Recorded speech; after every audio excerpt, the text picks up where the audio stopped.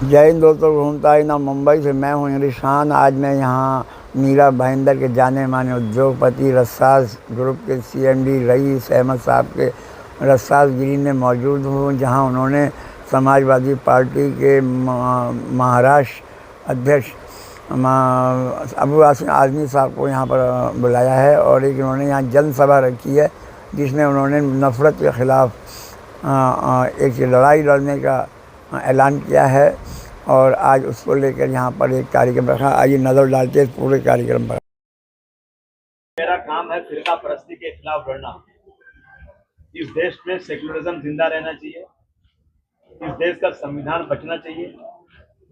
इसलिए मैं कोशिश करता हूँ कि मैं जाऊँ, लोगों से मिलूँ और डॉक्टर भीमराव अम्बेडकर के संविधान को बचाने के लिए हम संघर्ष करें। अब जो सरकार बैठी हुई है ना, वो इस संविधान को बदलकर नया संविधान लाना चाहती है और एक ही लफ्ज इसमें अगर हट गया, जुड़ गया, सेक्युलरिज्म हट गया, हिंदुत्व जुड़ गया कि ये हिंदू राष्ट्र बनेगा, तो पूरा देश शर्मरा उठेगा, टूट जाएगा देश। इसलिए जो लोग इस देश से मोहब्बत करते हैं, जो लोग इस देश में रहते हैं, उनका ये फर्ज होता है कि वो ज़बरदस्त तरीके से लोगों के बीचों में जाएं और ये जो नफरत फैलाने वाले लोग हैं, इनको गद्दी से उठाकर फेंक दें। ये हमारा काम है। मराठी विषय को लेकर महाराष्ट्र में बहुत राजनीति चल रही, क्या कहना चाहेंगे? ये बहुत अच्छी बातें हैं।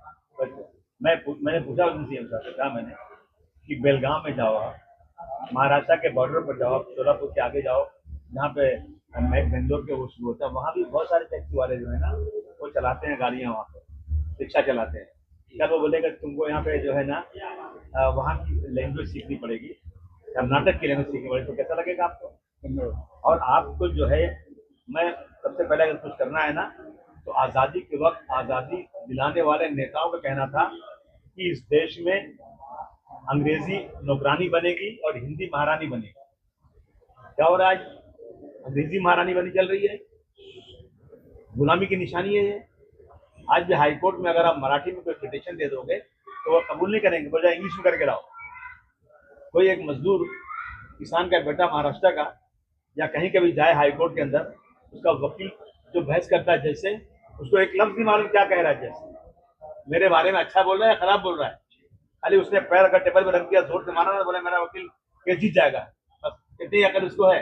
आप वो बदली कीजिए, आप वहाँ पे मराठी लाइए, हिंदी लाइए, लेकिन आपको जो है सिर्फ उन मजदूरों को, जो लोग यहाँ काम करते हैं उसी राजनीति में, उनको जो मराठी और हिंदी का नाम चला रहे हैं।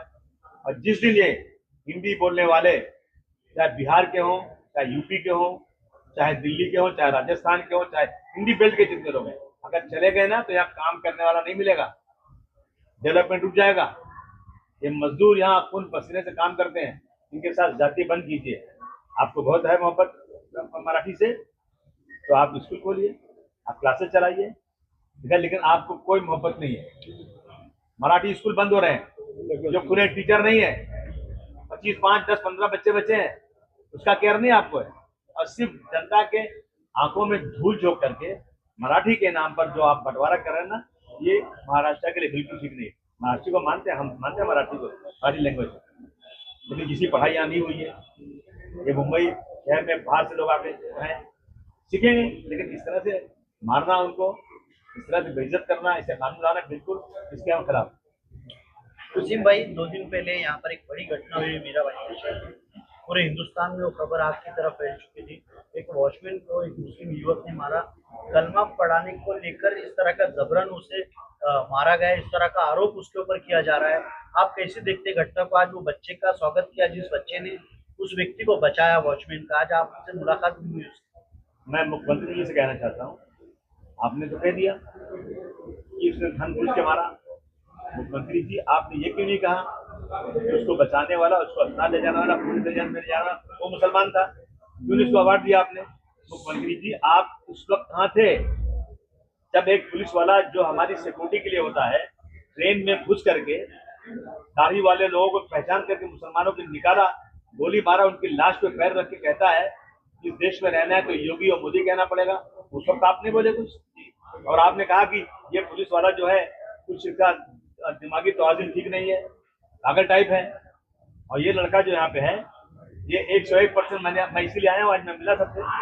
वो जो है निकाला हुआ है वहाँ से, अमेरिका से भगाया हुआ है, शायद फैमिली वहाँ रहती, यहाँ भाग गया, अकेले घर में रहता है और इसका दिमाग काम नहीं कर रहा है। और अभी तक जो हमारे पास जो आए थे, उनका नाम क्या था, अभी जो मिले मुझे, नैब शेख, वहां पर ये बात बिल्कुल नहीं सिक्योरिटी वाले ने बताया कि इसने पूछा कि मुसलमान तू कलमा पढ़ो, तुम मुसलमान नहीं हो इसलिए मार रहा हूँ। गलत बात है। मैं गारंटी के साथ कह सकता हूँ कि ये बातें बनाई हुई हैं सिर्फ मुसलमानों को बदनाम करने के लिए। और क्यों कैसे कह रहा हूँ मैं, थोड़े दिन पहले अलीगढ़ में 2 बच्चे आपस में बात कर रहे हैं और कह रहे हैं कि देखो एक लड़का हिंदू, एक लड़का मुस्लिम है, वो मुस्लिम कह रहा है कि देखो तुम हिंदू बन जाओ, तुम मुस्लिम बन जाओ, नहीं तो समाजवादी की सरकार आएगी। मीडिया में चला दिया लोगों ने, ये अंधभक्त मीडिया वाले। जब इंक्वायरी हुई उसकी तो दोनों हिंदू थे, कोई मुसलमान नहीं था उसमें। आगरा में समाजवादी पार्टी का एक आंदोलन हो रहा था, उसमें एक आदमी ने बीच मिला कि पाकिस्तान जिंदाबाद, मीडिया ने चला दिया, समाजवादी जिंदाबाद बोलती है पाकिस्तान। जब मालूम पड़ा इंक्वायरी हुई वो बीजेपी का था, पकड़ा गया वो। तो ये रोजाना एक रिसर्च होता है बीजेपी में, एक टीम बैठी हुई है कि कल सुबह मुसलमानों के बारे में कौन सी ऐसी खबर लाई जाए कि यहाँ का मेजॉरिटी का हिंदू मुसलमानों के खिलाफ हो जाए। ये जानबूझ के किया जा रहा है, बिल्कुल गलत बात है ये। वो आदमी को, उसका दिमाग नहीं सही है और उसको कौन सा पड़ी है मुसलमानों की, पता नहीं वो खुद नमाज पढ़ता है कि नहीं पढ़ता है, पता नहीं कौन सा मुसलमान है वो, और वो जाके मुसलमान नहीं है इसलिए चाकू मारेगा। गलत बात है ये, जानबूझ के ये जो है ना, एक ड्रामा किया जा रहा है। भाजपा नेता किरीट सोमैया ने कुछ महीनों पहले मालेगांव में बांग्लादेशी लोग है इस तरह का आरोप किया था, लेकिन वो आरोप पूरी तरह से खारिज होते हुए नजर आया। कैसे देखते हैं आप? SRT बनाई गई थी, 3 महीने टाइम था, 3 महीने जगह कई महीने गुजर चुके हैं, आज तक रिपोर्ट नहीं लाई जा रही है। और किरीट सोमैया जो है बेचारा हिलता रहता है, इधर बांग्लादेशी रहता है, इधर देखो ना जला पकड़ो इसको, इधर अजान होती है। अरे मुझे बात तो सीधी करनी आती नहीं। मैंने मुख्यमंत्री इसका प्लीज बेचारे को नौकरी दे दो, कुछ काम दे दो, कुछ ना MLA बन रहा है ना MP बन पा रहा है, और सिर्फ घूम के जो है जहर फूक रहा है, ये नफरत फैला रहा है। झूठ बोला उसने मालेगांव के बारे में, झूठ बोल करके SRT बनवाया, उसको सजा होना चाहिए। सफल रहा है। आप लोग देख रहे हैं लोगों पर किस तरह से हुजूम लगा हुआ है। यहाँ पर हर धर्म का, हर जाति का, हर वर्ग का लोग यहाँ पर मौजूद है। ये करिश्मा हमारे माननीय राष्ट्रीय अध्यक्ष अखिलेश यादव जी का और हमारे प्रदेश अध्यक्ष जो है जनाब अबू आसिम साहब का है, जो उनकी लीडरशिप है, उनके लिए मिलने के लिए, बात करने के लिए यहाँ सब लोग मौजूद है। लोगों को एक कमी महसूस हो रही थी कि मीरा रोड में समाजवादी की जो यहाँ पर कमी थी वो वापस से पूरी करने जा रहे हैं हम लोग। उत्तर प्रदेश में आप प्रत्याशी रह चुके हैं सपा पार्टी के, फिर मीरा भाईंदर शहर में एक बार समाजवादी पार्टी उभरेगी, कैसा लगता है कि आपको? बिल्कुल बेशक उभरेगी, क्योंकि आज समाजवादी पार्टी हमारे देश की तीसरी सबसे बड़ी पार्टी है। और जो समाजवादी पार्टी ने काम उत्तर प्रदेश में जब सरकार मौजूद थी 5 वर्षों में किए, वो काम आज की सरकार 50 सालों में भी नहीं कर पा रही है। तो आज जो है हमारे माननीय अखिलेश यादव जी एक विकास पुरुष के नाम से कहलाते हैं। उन्होंने लोगों को जोड़ा है, वो खुद बहुत पढ़े लिखे हैं, इंजीनियर हैं, उनको पता है कि देश को, राज्य को कैसे चलाया जाता है।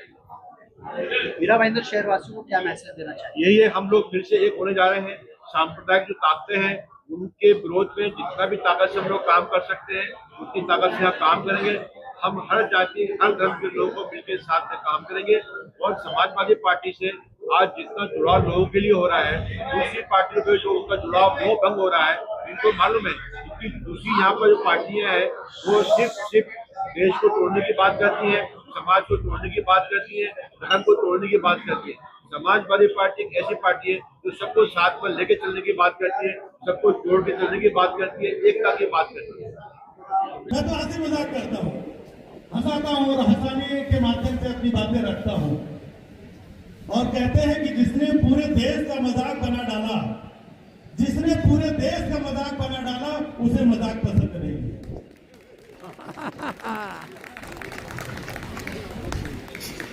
मैं कोई नेता नहीं हूं, मैं कोई पॉलिटिकल आदमी नहीं हूं, मैं एक कलाकार हूं, देश दुनिया में घूम घूम के परफॉर्म करता हूं। लेकिन मैं इतना जरूर कहूंगा कि मैं अखिलेश जी का एक सच्चा सिपाही, मैं जब जब मौका मिलता है यहाँ से लेके उत्तर प्रदेश तक या दूसरी जगहों में जहाँ जब भी आदेश होता है मैं तुरंत पहुंच जाता हूँ। और वो इसलिए क्योंकि मैं आपको बता दूं, समय वक्त बदलता है, हालात हमेशा एक जैसे नहीं रहते। और मेरा मानना है, मेरा ऑब्जर्वेशन है कि समय अब बदलने वाला है, बदलने की कगार पे आ चुका है। ऐसा लगता है कि नहीं लगता? बस थोड़ी सी मेहनत और बची है और मैं एक अच्छा हिंदुस्तान देख करके बैठा हूं और उससे बेहतर हिंदुस्तान देखना चाहता हूं। अखिलेश जी को जब मैं देखता हूं, सुनता हूं, उनके साथ बैठता हूं, उनके साथ यात्राएं करता हूं, तो मुझे लगता है कि ऐसा बेहतरीन इंसान, ऐसी बेहतरीन शख्सियत, ऐसा बेहतरीन नेता जो दूरदर्शी भी है, विजनरी भी है, जो हर वर्ग के लोगों को साथ में लेकर के चलना जानता है, जिनके हृदय में प्यार है, मोहब्बत है, जो नफरत से कोसों दूर है, ऐसा शख्स मुख्यमंत्री तो रह चुके हैं और 27 में वापस सरकार आएगी उनकी। और वो शख्सियत आपको आज मैं बोल के जा रहा हूं, आप लोग भी याद रखिए, आने वाले समय में हिंदुस्तान के प्रधानमंत्री भी अखिलेश जी बनेंगे। ये एक बार नहीं, मैं कई बार बोल चुका हूं और ये होगा। अब मैं उनकी बात करता हूं जिनकी बातें सब करते हैं, हालांकि वो बात करने लायक नहीं है। वो बात क्या करते हैं? बात करोड़ों की, दुकान पकौड़ों की और संगत भगोड़ों की। क्या बात करें उनकी?